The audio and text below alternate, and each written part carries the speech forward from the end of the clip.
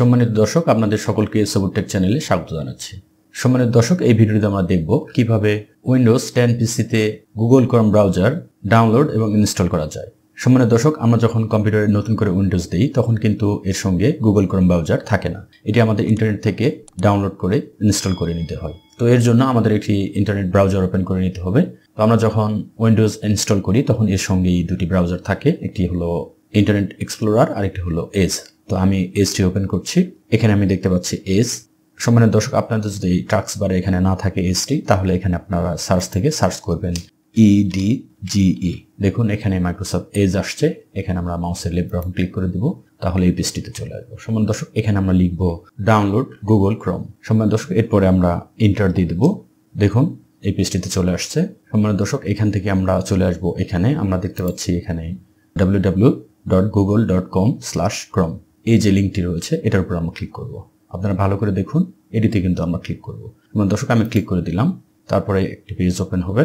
আমরা দেখতে পাচ্ছি এখানে একটি পেজ ওপেন হয়েছে এবং এখানে আমরা দেখতে পাচ্ছি the browser build by Google এবং ডাউনলোড ক্রোম এটি দেখাচ্ছে।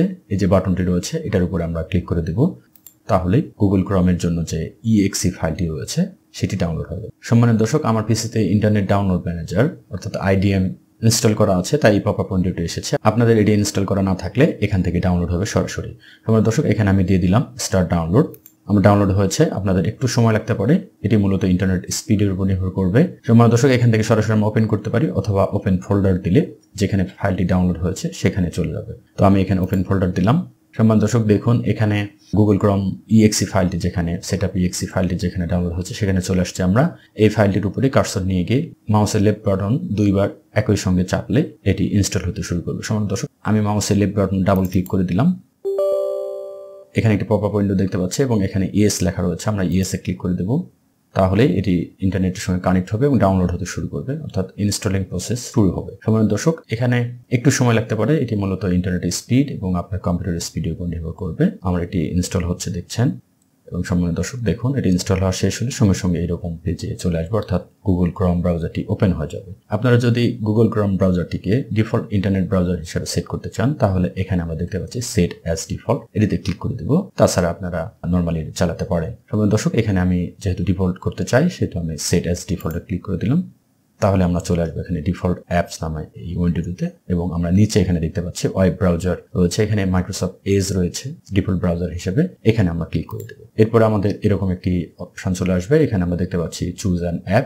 এখান থেকে আমরা যেটি দিয়ে দিব সেটি এখানে ডিফল্ট ব্রাউজার হিসেবে চালু হয়ে যাবে। আমরা গুগল ক্রোমটিকে যেহেতু ডিফল্ট করতে চাই, আমার গুগল ক্রোমের উপর মাউস নিয়ে গিয়ে মাউসের লেফট বাটন ক্লিক করে দেবো।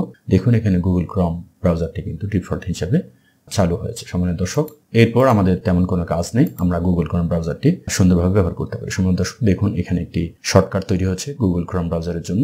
এখানে আমি ডাবল ক্লিক করে দেখি এটি কাজ করছে কিনা। দেখুন এটি ওপেন হয়েছে, আমরা যে কোনো কিছু করতে পারি। সম্মানিত দর্শক, আশা করছি ভিডিওটি আপনাদের ভালো লেগেছে। ভিডিওটি যদি ভালো লেগে থাকে ভিডিওতে লাইক, শেয়ার এবং কমেন্ট করার অনুরোধ জানাচ্ছি এবং সঙ্গে সঙ্গে আমার চ্যানেলে নতুন হলে সাবস্ক্রাইব করে পাশেই থাকবেন। আর ইতিমধ্যে সাবস্ক্রাইব করে থাকলে আপনাকে অসংখ্য ধন্যবাদ। আপনাদের সকলের সার্বিক সুস্থতা কামনা করে ভিডিওটি এখানে শেষ করছি।